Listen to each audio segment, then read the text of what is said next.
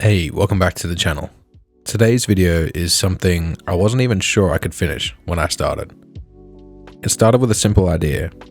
What happens if you take one of the most chaotic manga panels ever and redraw it, one tiny box at a time? No full image to work from, no sketching out the big picture, just 3 cm by 2 cm rectangles, drawn one at a time, with no visual context beyond that single frame. This drawing took 12 hours in total. I used pencil first, then microns for the line work, and finally grey tone alcohol markers for the rendering. What started as a fun little live stream idea slowly turned into the most technical and mentally exhausting drawing I've done so far. So why this particular page?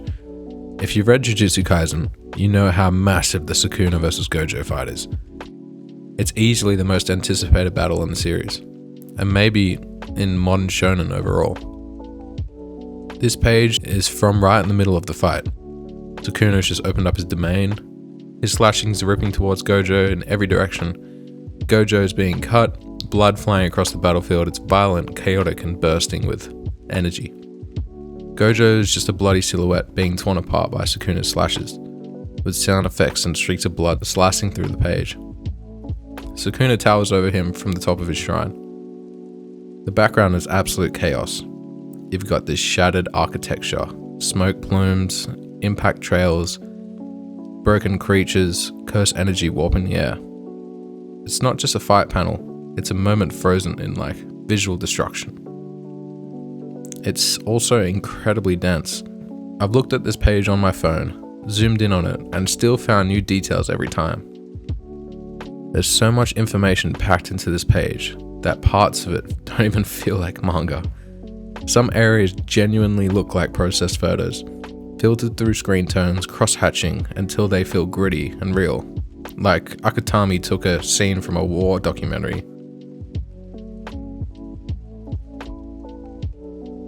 That mix of surreal detail and visual overload made it a perfect challenge.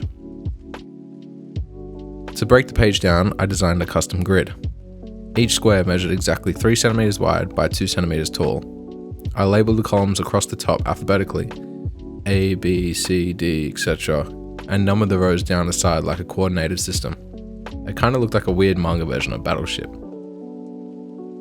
To actually make the challenge work, I started in Photoshop, imported the original manga page, created the grid overlay directly on top of it. Once that was done, I added a solid white layer above the image to completely block it out.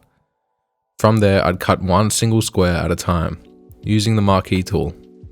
Just enough to reveal that tiny section underneath. That tiny sliver became my entire focus for the next 10 to 20 minutes. Once that box was done, I'd cut another square somewhere else and start again. It was this weird blend of puzzle solving, blind rendering, and slow, methodical study. Every square felt like solving a tiny piece of a much bigger mystery.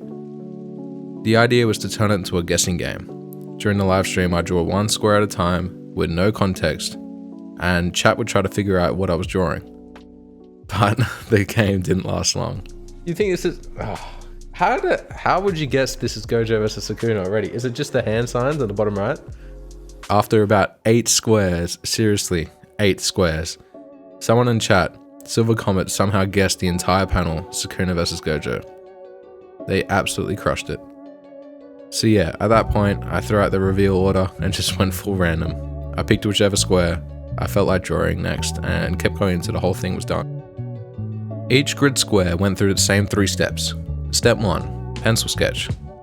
I started light, just mapping out some general shapes and shadows. It's hard to describe how strange this part feels. When you zoomed in each 3 cm box, everything becomes abstract. You're not drawing Gojo's arm. You're drawing 3 black slashes over a textured grey shape. You're not drawing any cursed spirits. You're trying to work out if those lines are teeth, rubble, or smoke.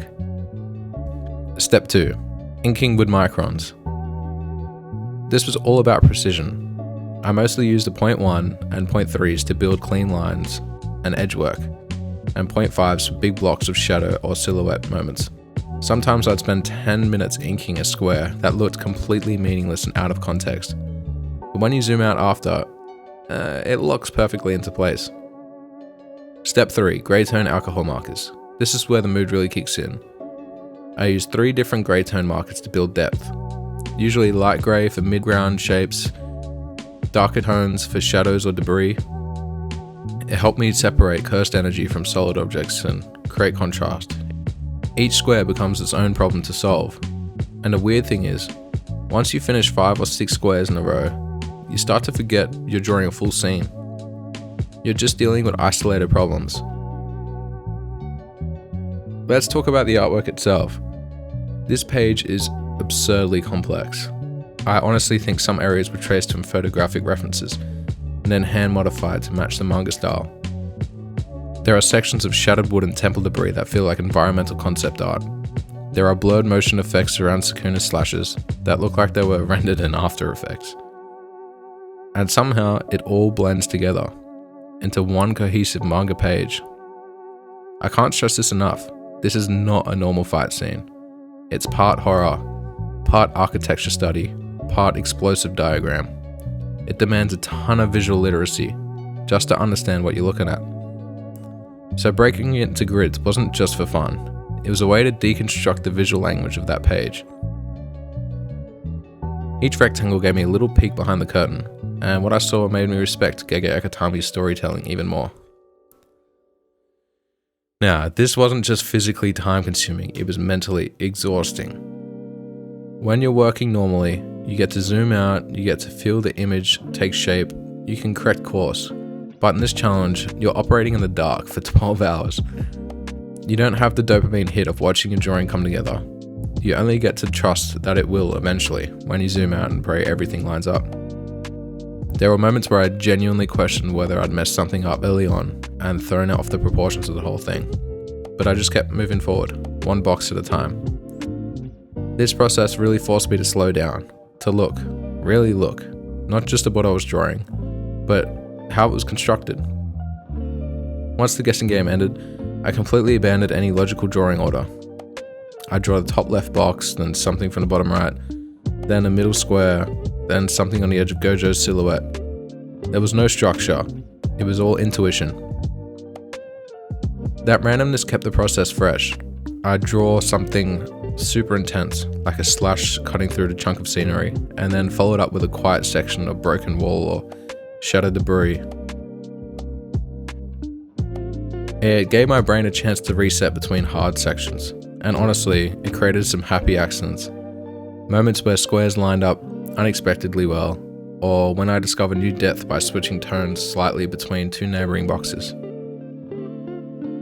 Once I finished all the boxes, I pulled off the grid overlay and finally zoomed out. Seeing it as a complete image for the first time was surreal. All those disjointed shapes and scribbles, they formed what I think to be an accurate reflection of the original.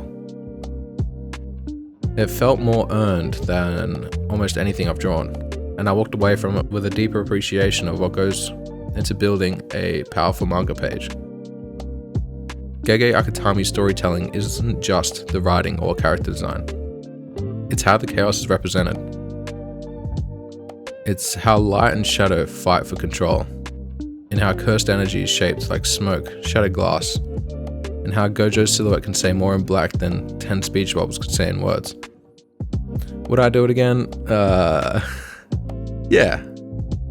Not for every piece, no way. Not weekly, not monthly.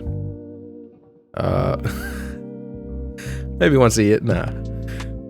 For big moments, for cool pages, for sure. It's one of the best learning exercises I've tried so far. I'm already thinking about what to tackle next, maybe a berserk spread or blame, or I did dabble in some Vinland Saga, so maybe I'll go back to that. If you got any suggestions, leave them in the comments. I'm always down to suffer and throw another one. Big thanks to everyone who came through the stream, and special shout out to Silver Comet for instantly guessing the panel before I even had a chance to confuse anyone. I tried to play it off like it wasn't a panel, but that didn't last long. If you enjoyed this breakdown or just watching me put myself through unnecessary drawing challenges, hit like, leave a comment, and subscribe. Thanks for sticking around. This was one grid at a time. See you on the next one.